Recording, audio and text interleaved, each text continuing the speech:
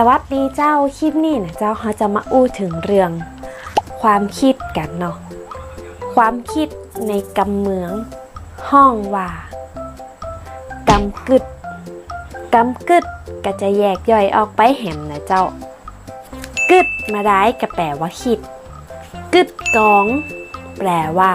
ไต่ตองกึดใจแปลว่าคิดได้กึดตึงแปลว่าคิดถึง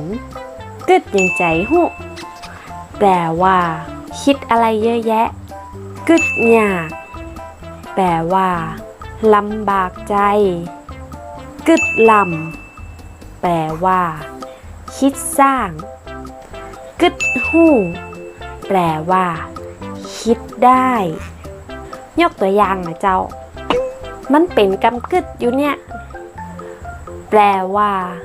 ความคิดมันอยู่ในหัวแต่กำลังกึดใจได้แปลว่า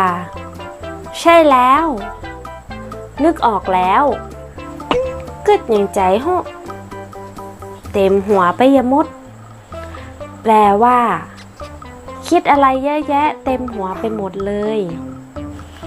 กึดกองดีๆนะเจ้าสิ่งที่อยากอยู่มันดีหรือยังแปลว่าคิดไต่ตองให้ดีนะคะสิ่งที่ทำอยู่มันดีหรือยังเฮ้ยวันนี้รู้สึกขี้ข้านกึดอยากไปแตะแปลว่าเฮ้ยวันนี้ขี้เกียจจังลำบากใจจริงๆไม่อยากไปเลย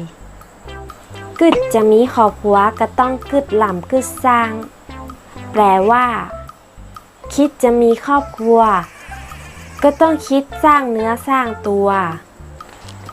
ก็ลองเอาคำมูนี่นะเจ้าไปแต่งไปโยพอนะเจ้าถ้าแต่งได้ก็คอมเมนต์บอกกันพ่องนะเจ้าเอามาแชร์กันได้ถ้าชอบคลิปนี้ก็อย่าลืมกดไลค์กดแชร์แล้วก็กดติดตามกดกระดิ่งตัวจะได้บ่พลาดคลิปใหม่ๆนะเจ้าแล้วป้ากันใหม่คลิปหน้าเจ้าบ๊ายบาย